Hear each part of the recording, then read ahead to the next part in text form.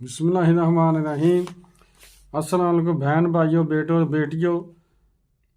اسلام میں کچھ چیزیں ایسی ہیں جو شرمگاہ سے متعلق ہیں، مگر کئی بہن بھائیوں کو ان کے متعلق علم نہیں ہے، مگر ان چیزوں کا جاننا ہر مرد اور عورت کے لیے ضروری ہے، کیونکہ اسلام میں فرمایا گیا کہ لا علمی میں زندگی گزار کر گناہ کمانے کی بجائے ایسی باتیں سیکھنے اور سکھانے میں شرم نہیں کرنی چاہیے۔ ان میں سے ایک بات یہ بھی ہے کہ غسل جنابت کا بیان، یعنی آدمی پر غسل واجب ہو جائے تو وہ کس طریقہ سے نہائے تاکہ وہ پاک ہو جائے۔ حضرت نافع رضی اللہ عنہ کا بیان ہے کہ حضرت عبداللہ بن عمر رضی اللہ عنہ جب غسل جنابت کرتے تو سب سے قبل اپنے دائیں ہاتھ پر پانی گرا کر اسے دھوتے، پھر اپنی شرمگاہ دھوتے، بعد ازاں کلی کرتے، ناک میں پانی ڈالتے، اپنا چہرہ دھوتے، اپنی آنکھوں پر پانی کے چھینٹے مارتے، اپنا دائیں ہاتھ دھوتے، اپنا بائیں ہاتھ دھوتے، اپنے سر کو دھوتے، اور پھر اپنے تمام جسم پر پانی بہا کر غسل فرمایا کرتے۔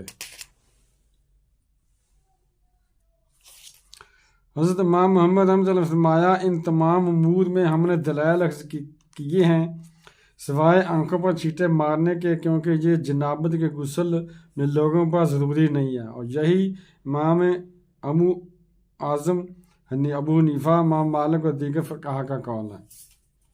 دوستو، تشریح اس کی یہ ہے کہ فرائض غسل کے 3 فرائض ہیں۔ نمبر 1، منہ میں پانی ڈالنا، یہ پانی خوب حلق تک پہنچنا چاہیے، یعنی غرارے کرنا کہ حلق تک پانی چلا جائے۔ دوسرا، ناک میں پانی ڈالنا، یہ پانی ناک کی سخت ہڈی تک پہنچنا چاہیے، یہ ناک کے اندر جو ہڈی ہے ایسے پانی اوپر کو چلانا، وہ ہڈی تک پانی چلا، ہڈی گیلی ہو جائے۔ اور تیسرا فرض یہ ہے کہ تمام جسم پر خوب پانی بہا دینا، وہ اس طریقے سے بہانا پانی کہ جسم میں کوئی حصہ باقی نہیں رہے، نہ کوئی بال سوکھا رہے، یعنی جو بغلیں ہیں پانی چلا جائے، سر کے ایک بال گیلا ہو جائے۔ تو اسی طرح اگر کسی نے رنگ پہنی ہے تو رنگ کے نیچے پانی چلا جائے، چوڑیاں پہنی ہیں لیڈیز نے تو چوڑیوں کے نیچے پانی چلی جائے، یعنی تمام جسم ایک دفعہ گیلا ہونا چاہیے پانی سے، اور 3 بار وہ پانی گرانا یہ سنت ہے۔ تو پھر غسل کا مصنون طریقہ دوستوں سن لیں۔ پیارے بیٹوں بیٹیوں، پہلے ہاتھ دھوئے جائیں، پھر شرمگاہ کو دھویا جائے، اور جسم کے جس حصہ پر نجاست ہو یعنی بلیدی ہو اسے خوب صاف کیا جائے، پھر ہاتھ دھو کر 3 بار کلی کی جائے۔ کلی کرتے وقت خوب مبالغہ سے کام لینا چاہیے کہ پانی حلق تک پہنچ جائے۔ البتہ روزہ کی حالت میں غسل کرتے وقت مبالغہ کی بجائے احتیاط سے کام لیا جائے۔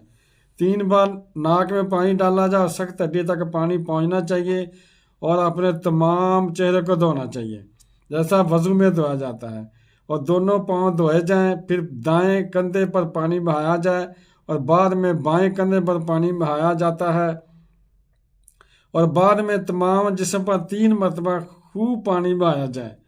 غسل کرتے وقت جو چیز جسم تک پانی پہنچنے سے مانع ہو اس کا دور کرنا ضروری ہے، مثلا روغن، لوک اور آٹا گوندنے کی صورت میں ہاتھوں کے ساتھ خشک ہونے والا آٹا وغیرہ، تنگ انگوٹھی اور گھڑی کے تنگ چین کو اتارنا یا حرکت دینا بھی لازمی ہے تاکہ نیچے سے جسم خشک نہ رہنے پائے۔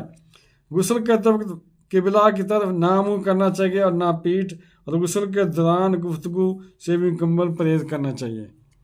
دوستو، ویڈیو اگر اچھی لگی ہے تو چینل کو سبسکرائب کر دیں، اگر ابھی تک نہیں کیا تو بیل کو آل پر کلک کر دیں تاکہ آنے والی ویڈیو آپ کو ملتی رہیں۔ دوستو، ملتے ہیں اگلی ویڈیو میں انشاءاللہ۔ السلام علیکم، خدا حافظ۔